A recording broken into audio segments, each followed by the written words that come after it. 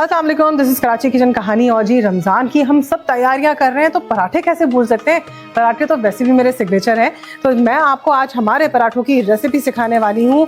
तरह तरह के पराठे, टाइप के पराठे के किस तरह से लच्छे बनाते हैं, 2-3 किस्म के मैं सिखा रही हूँ।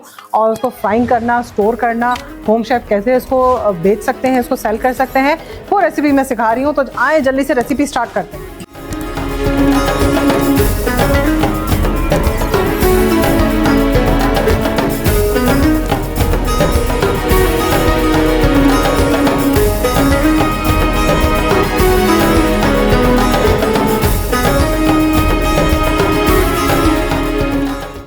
ये मैंने तकरीबन वाइट आटा ले रही हूँ, ठीक है। वाइट आटा मैदे में नहीं बनता है। जब आपने खालिस खस्ता पराठा खाना है तो वो सफ़ेद आटे में बनता है, फाइन आटे में बनता है। ये मैंने फाइन आटा ले लिया, ठीक है। इसके बाद इसमें अच्छा, ये अब क्वांटिटी में आप समझे, मैंने अपना एक मेजरमेंट रखा हुआ है 2 कप्स का, तो उसके हिसाब से ये 400 ग्राम है, यानी कि 400 ग्राम्स है। इसके अंदर मैं 1 टेबल स्पून के करीब सूजी डाल रही हूँ, ठीक है। ये हमारा एक सीक्रेट है जो कि मैं आप लोगों से डिस्क्लोज कर रही हूँ, सारे होम शेफ्स, कि जब आप पराठों का ऑर्डर करते हैं इससे बहुत ही खस्ता, करारे और ज़बरदस्त किस्म के पराठे बनते हैं। और मैं इसमें और कुछ ऐड नहीं करती हूँ, यही मेरा एक राज है। अब इसमें मैं डाल रही हूँ तकरीबन 1 टीस्पून के करीब सॉल्ट, ठीक है। 1 टीस्पून सॉल्ट डाल दिया मैंने, दैट्स इट। इसको मैं नॉर्मल पानी से गूंद रही हूँ, जो टैप वाटर होता है आपका। इसके लिए आपको कोई चीज़ ख़ास नहीं करनी है। लोग समझते हैं पता नहीं क्या हमने कर दिया है, क्या कोई ख़ास चीज़, कुछ नहीं होता। बस ये सिर्फ सिंपल सी टेक्निक है, आप इसको फॉलो करें। और मैं आपको बताती हूँ, इसमें बस टाइमिंग का थोड़ा सा ख्याल रखना होता है, ठीक है। इसको आटा जब तक गूंथते हैं फिर हम आपसे मिलते हैं। ये देखिए जी, ये मैंने अभी सारा आटा मिक्स करके रखा है, ठीक है। गूंदा नहीं है, आप देखें ये फटाफटा सा आपको ये पैचेस दिख रहे हैं ना, ये स्मूथनेस पे नहीं आया, लेकिन मैं इसको इसी तरह से मिक्स करके रख देती हूँ, ठीक है। ये होम शेफ्स के लिए एक एडवाइस है कि आपने सारा आटा गूंदना है और गूंदने के बाद आपने इसको ऐसे छोड़ देना है। 10 मिनट के बाद आपने आएंगे और फिर मैं आपको दिखाती हूँ कि फिर क्या करना है। इसको मैं भी रख रही हूँ ऐसे कैसे। तो जी आटे को टाइम हो गया है, डो को हमने रेस्ट दिया था तकरीबन 1 घंटे का, और बहुत ही ज़बरदस्त तरीके से सॉफ्ट हो चुका है। आप ये देखिए, ये कैसे बाउंस बैक नहीं हो रहा है। अब बाउंस बैक होता है तो इसका मतलब है कि आपका डो जो है ना सही से सेट नहीं हुआ है, ठीक है। उसको रेस्ट टाइम सही नहीं मिला। अब आप अपने हिसाब से एक आप ले लीजिए डो का इस तरह से पेड़ा बॉल, ठीक है। इस तरह से घर में बनाते हैं, आपने इस तरह से बना के ऐसे रख दिया। हम 2 से 3 किस्म के आपको लच्छे बनाना सिखा देते हैं आज के इसमें, जो आपको पसंद आए और जिस पे आपका हाथ सेट हो जाए आप उसी प्रोसीजर को आगे बढ़ा लीजिएगा। अगर चिपकने लगे डो तो आपने थोड़ा सा घी लगाना है। अच्छा एक बात बता दूं, ये पराठे जैसी जो चीज़ें होती हैं, पराठे या मीठा, वो घी में ही अच्छी बनती हैं। अब आप देसी घी ले लीजिए या आप वैसे ही नॉर्मल वनस्पति घी ले लीजिए, लेकिन ये अच्छी घी में ही बनती हैं। पहली डो हम रोल करते हैं। पहले हमने ड्राई आटा डस्ट कर लिया और ये देखिए इसको हमने इस तरह से रोल करना है। अच्छा, जब आप कमर्शियल लेवल पे बना रहे होते हैं ना, तो क्या किया आपने, इस तरह के पेड़े बनाए और पेड़े बना के आपने इसको भी छोड़ दिया थोड़ी देर। इसको भी रेस्टिंग टाइम चाहिए होता है। अगर आप फ़ौरन बनाते हैं ना, तो ये देखिए बाउंस बैक दोबारा होना शुरू हो गया ना, ये वापस से आ रहा है लग के। तो ये इस तरह नहीं होता। अगर आप थोड़ा सा रेस्टिंग टाइम इसको भी छोड़ देते हैं तो फिर ये बाउंस बैक नहीं होता, ये बिलना शुरू हो जाता है।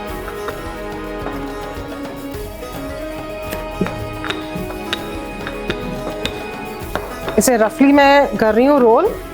कभी भी आप परेशान ना हो, अगर आपको लच्छा पराठा बनाना है तो उसमें आपने ये परेशानी नहीं लेनी है कि जी आपका पेड़ा जो है वो गोल ही बिलना चाहिए, क्योंकि अब ये गोल हो ही जाएगा। अब हम इसको करते हैं, घी लगा रहे हैं। घी अपने हिसाब से 1 से 1.5 टेबल स्पून तो जाएगा ही जाएगा। उसके बाद हमने ड्राई आटा हर सूरत में डस्ट करना है, क्योंकि देखिए ये है पराठा, परत निकलती है इसकी, तो इसमें हमने हर सूरत में इसको करना है। परत निकालने के लिए ड्राई आटा डालना है। अब हमने इसको ऐसे रोल कर लिया, ठीक है। मैं आपको 2 से 3 प्रोसेस बताऊंगी, जो आपको आसान लगेगा आप उसको फॉलो करते जाइएगा, ठीक है। ऐसे हो गया। अब आपने इसको ऐसे रोल कर देना। मैं एक्चुअली हाथ में मेरे प्रैक्टिस दूसरे तरीके, लेकिन आप लोगों को दिखाना है, मैं इस तरह से कर रही हूँ, ठीक है। ये ये देखिए, अब आपने इस तरह से बनाए और आपने बनाने के बाद उनको रख दिया थोड़ी देर के लिए। ये देखिए बाउंस बैक हो रहा है फौरन, ये देखिए। लेकिन उसको हम थोड़ी देर छोड़ेंगे, 15 मिनट आपने छोड़ना है, तो ये बाउंस बैक नहीं होगा वापस, ठीक है। अब हम दूसरा शेप बना लेते हैं। रोल कर लिया, इस तरह से हम इसमें घी लगाएंगे। अगर आप ब्रश से लगाना चाहते हैं ब्रश से लगा सकते हैं बिल्कुल। इस पे भी ड्राई आटा तो डस्ट करना ही है। यहां से हमने कट लगा लिया, ठीक है जी। और हमने इसको ऐसे ऐसे रोल करना शुरू कर दिया, ठीक है। इसके बाद हमने इसको ऐसे यहां से भी दोबारा रोल किया और हमने इसको दबाना शुरू कर दिया। ये आपका एक दूसरा फॉर्म आ गया पराठे का। अब हम एक तीसरा सिखा देते हैं, ठीक है। ये अब थर्ड हम बना रहे हैं और ये अक्सर वो वाला है जो बड़े बड़े जो ढाबे पे अक्सर मिलता है ना, जैसे ख़ास तौर से मैं नाम ले लेती हूँ आलमगीर का, ठीक है। उसका इस तरह से बना हुआ होता है।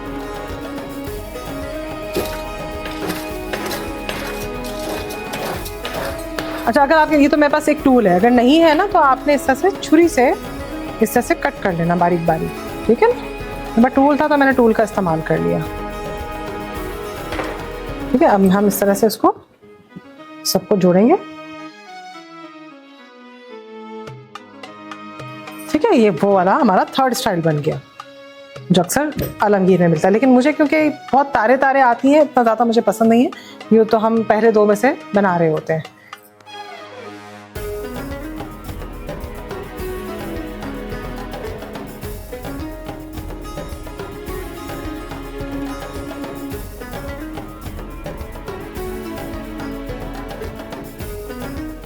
पराठों का बड़ा दारोमदार होता है टेम्परेचर के ऊपर जो हमारा चल रहा होता है किचन का, या जहाँ पे हम बना रहे होते हैं। जैसे सर्दियाँ, गर्मियाँ, ठीक है। अगर आप गर्मियों में बना रहे हैं तो देन इट्स टोटली फाइन और आपका आटा इतना ज़्यादा आपको डिस्टर्ब नहीं करेगा। लेकिन सर्दियों में ये बहुत ज़्यादा आपको तंग करता है। मैं इसलिए बता रही हूँ, जो बच्चियाँ अपना बिजनेस करना चाहती हैं, पराठों का बिजनेस करना चाहती हैं, बहुत ही अच्छा बिजनेस से कर सकती हैं, लेकिन उनको डो बहुत तंग करती है, उसकी वजह से परेशान हो जाएंगी। तो आपने एक तो नीम गर्म पानी में इसको गूंदना है।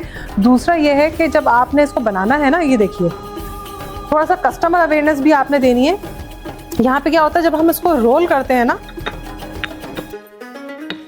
हमने इसको रोल किया, जब हम रोल करके इसको उठाएंगे तो ये सर्दियों में बाउंस बैक हो जाता है। ये देखिए, ये वापस से छोटा हो जाता है। तो क्या होता है कि आप लोग परेशान होते हैं, या फिर क्या होता है जब हम इसको बेल लेते हैं तवे पे जाके ये छोटा होना शुरू हो जाता है सर्दियों में खास तौर से।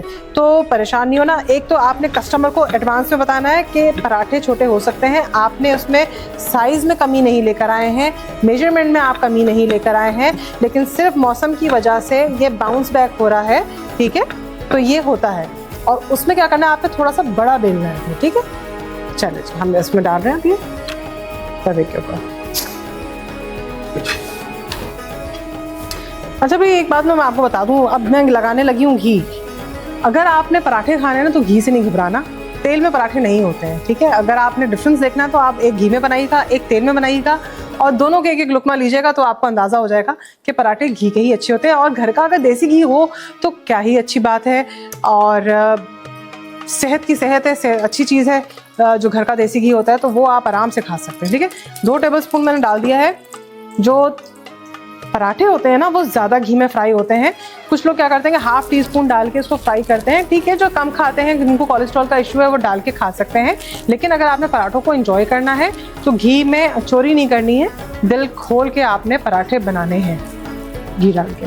उसी से आपका खस्ता करारापन आएगा। मैं आपको दिखाऊँ, ये देखिए, ये देखिए, ठीक है ना। आप भी सोचते होंगे अक्सर जो गाँव देहात में जो लोग होते हैं वो तो खाते ही घी हैं, ठीक है। देसी घी करके कहते हैं कि देसी घी है, हम तो देसी घी में खाना खाते हैं, पराठे खाते हैं, रोटियां खाते हैं। खुद हमारी नानी ने हमें बचपन से लेकर आज तक, जब तक वो थी हयात थी, उन्होंने हमें देसी घी के पराठे खिलाए।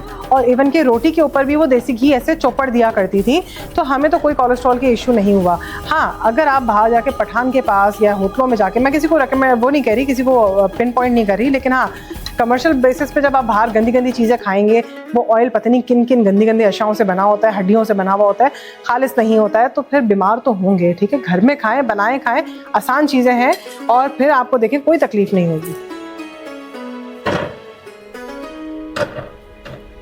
ये देखें, कैसा ज़बरदस्त सा ये सिकता जा रहा है। मैं इसको थोड़ा सा और क्रिस्पी कर रही हूँ। ये देखें जी, ये पराठा एक हमारा हो गया रेडी। अगर आपके पास एक्सेस घी है तो आपने इस तरह करके उसको ड्रिप कर लेना है, ठीक है। ये निकल जाता है और पराठा बिल्कुल आपका खुश्क सा बनकर सामने आएगा ये। अच्छा, अब आपको अगर फ्रोजन बिजनेस कर रहे हैं ना तो आप किस तरह से देंगे। ये इस स्टेज पे ये तैयार हो गया, हमने इसका कच्चापन निकाल दिया। कच्चापन निकाल के हमने सारा उसको अलग करके रख दिया इस तरह से करके, ठीक है। अब आपने इसको ठंडा करना है, ठंडा करके इसको पैक करना है और कस्टमर को देना है। अब कस्टमर क्या करेंगे, अपने पैकेट से निकालेंगे, इस पे घी डालेंगे और घी डालने के बाद इसको फ्राई कर लेंगे। तो ये आप लोग का ये तरीका हो गया। जो होम शेफ्स है वो इस स्टेज के ऊपर कच्चा पक्का करके दोनों तरफ से फौरन से हटा रहे हैं, ठीक है। लाल नहीं होना चाहिए, क्यों? क्योंकि अगर लाल हो गया तो जब फ्राइंग के ऊपर प्रोसेस के ऊपर जाएगा तो वो जहाँ से आपका सुर्ख सुर्ख हो रहा होगा ना तो वो चीज़ ब्लैक हो जाएगी। तो कोशिश करके आपने विदाउट एनी मतलब गोल्डन डॉट आपने इसको फौरन उतार लेना है।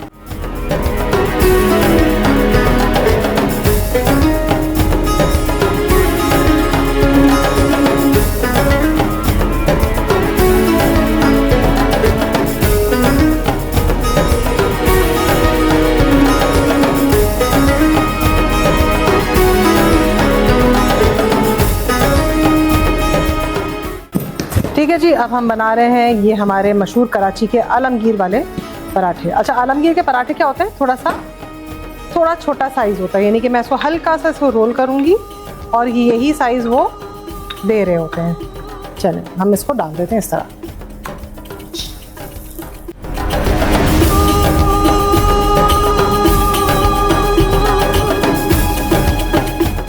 तैयार हो गए हमारे ज़बरदस्त से पराठे, आलमगीर वाले पराठे, लच्छे पराठे, होममेड पराठे। किस तरह से तैयार हुए हैं ज़बरदस्त तरीके से। ज़हरी के लिए बनाइए, एक दफ़ा बना के इसको रख दें अपने घर में। आप वर्किंग वूमन हैं या घरेलू ख़वातीन हैं, मुसीबत होती है। अब तो गैस की लोड शेडिंग भी हो गई है हमारे पास बहुत, तो बड़ा ही इशू होता है। टाइम सेविंग के लिए आपने उसको हाफ डन करके सेमी कुक करके आपने रख देना है और उसको मज़ेदार तरीके से फ्राई करना है। रेसिपी मैं आपको पूरी बता चुकी हूँ, बस आपने मुझे कि दुआओं में याद रखना है और क्या सीखना चाहते हैं वो ज़रूर बताइएगा।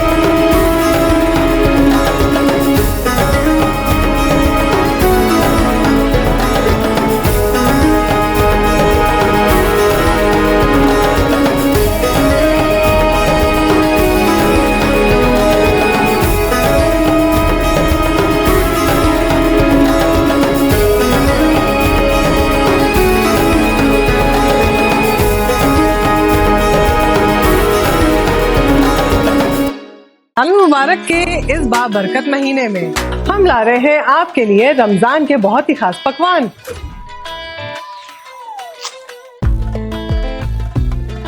जिनसे सजेंगे आपके दस्तरखान। फिर सहरी हो या अफ्तारी, हम कराएंगे सबकी तैयारी।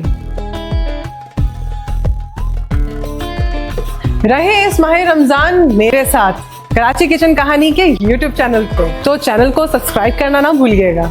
रमजान मुबारक।